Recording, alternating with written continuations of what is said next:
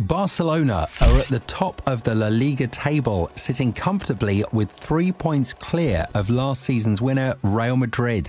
What's more, they have scored over 24 goals in just 10 matches, which is 9 more than any other side in the league.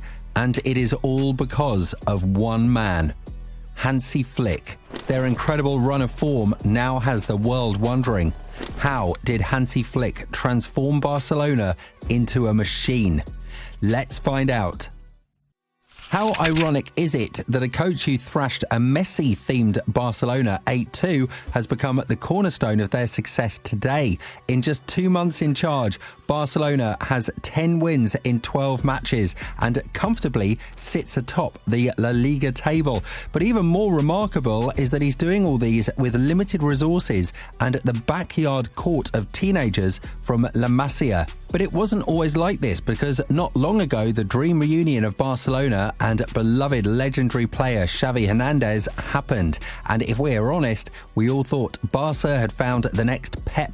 Xavi's start was a dream for the team. He sold us dreams of a new generation tiki-taka team and even went on to win the long-awaited La Liga title for them in his first season in charge. However, the job became too much for Xavi and he immediately lost the plot. What followed were a series of humiliating results for Barcelona and an utter humiliation of the Blaugrana colours. So what did Xavi do to earn his team a trophy, and how did he find himself out of favour so soon?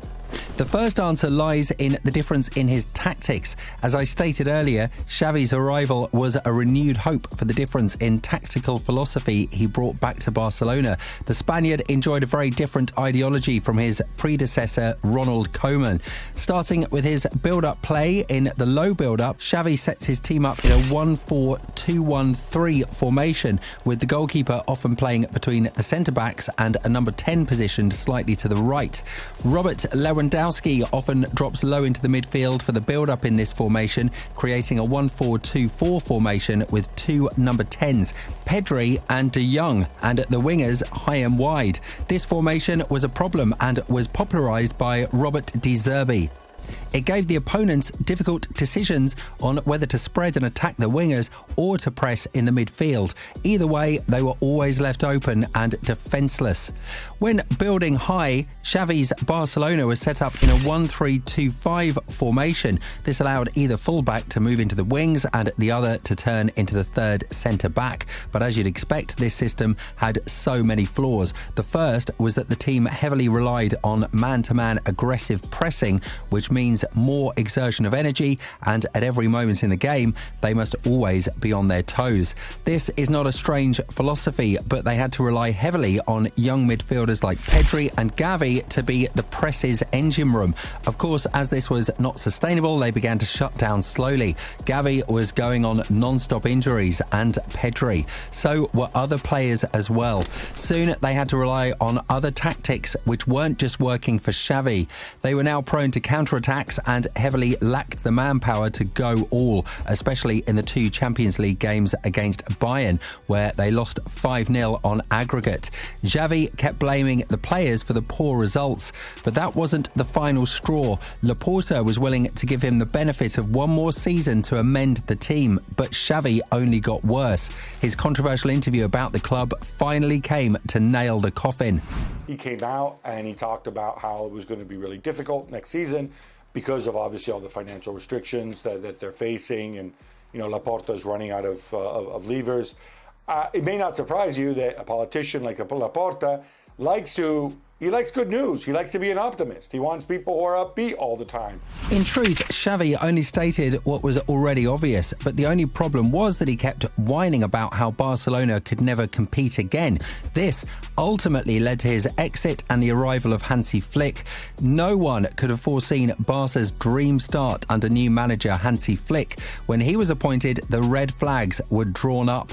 The very first of them was the financial state of Barcelona. Going into the season, Barca's team was an empty slate of all the big names and talents Xavi had access to. Players like Pedri and Xavi were injured. Dembele had left for PSG, and even new arrival Gundogan was already in romance with his team Manchester City for a return to Manchester. This meant Hansi Flick was to either look towards loaning in some players or complain about what he had, but he chose neither option. Instead, he looked into the pool of young talents stacked in Barcelona and worked around integrating them into the team and implementing his ideology immediately. The second red flag was that most people thought it was impossible for Hansi Flick to implement his direct football at Barca.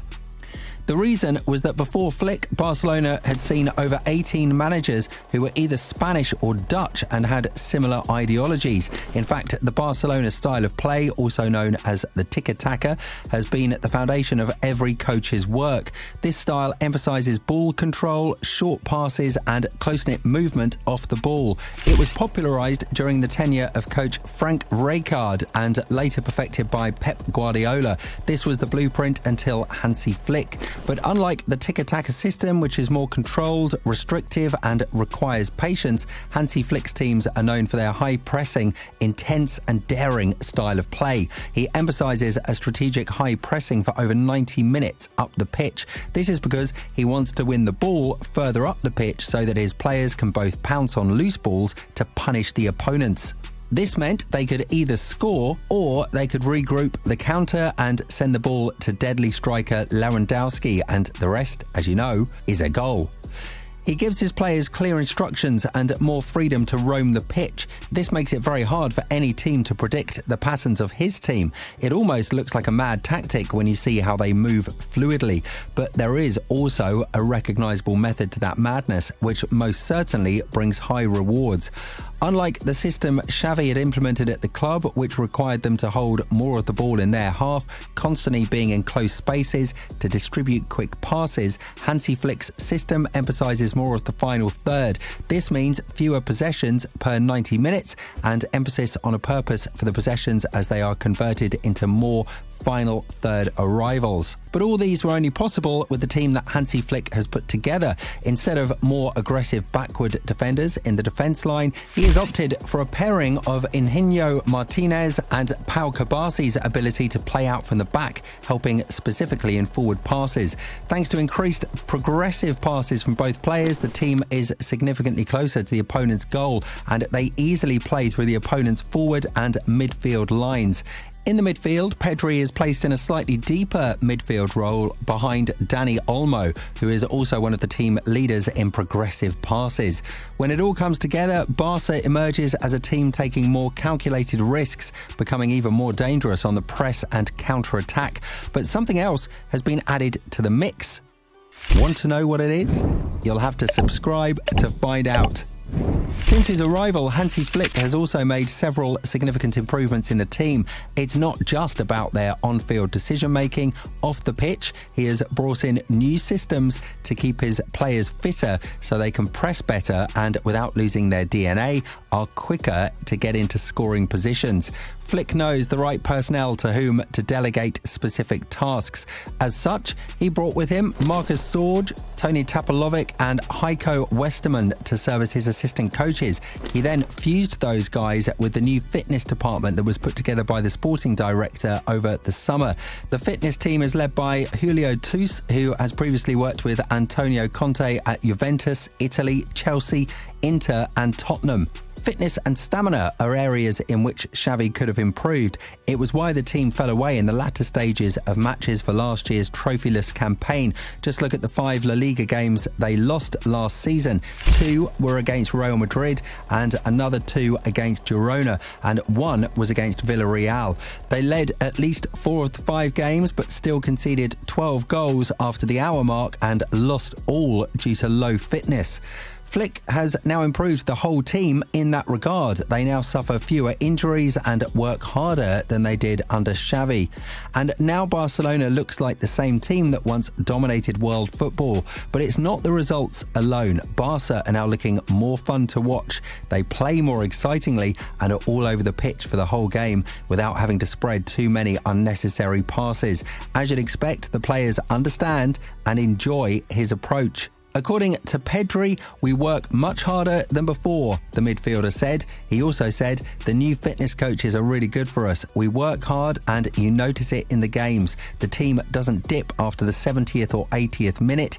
It maintains the same fitness levels. Flick helps us young players a lot. But there is something else that Flick has successfully done that Xavi could never achieve, and that is the ability to control the media to focus on the football side rather than the financial side of things at Barca. For the 2 seasons Xavi was in charge of Barca, he made the job a Herculean task. He never forgot to mention in his conferences that Barcelona needs money, Barcelona needs more players, Barcelona needs more staff, Barcelona is in a crisis, and there are so many other backlights over Camp Nou and its bankrupt conditions. He even sometimes went as far as saying it was the real reason they could not and would not be able to compete at the top level. The irony of all that is that Xavi actually got a lot of funds for his team. It may not be a Madrid-sized cheque, but it was large nonetheless.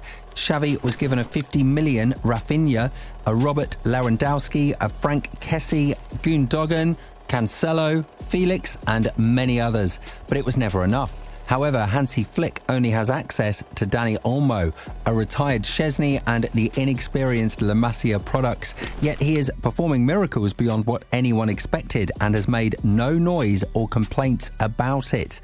It's safe to say the true Blaugrana coach might be the German after all, but it's too soon to judge, so we will wait for the season to end before coming back to judge again. But all is pointing at Hansi Flick making Barcelona into more of a machine than they already are right now.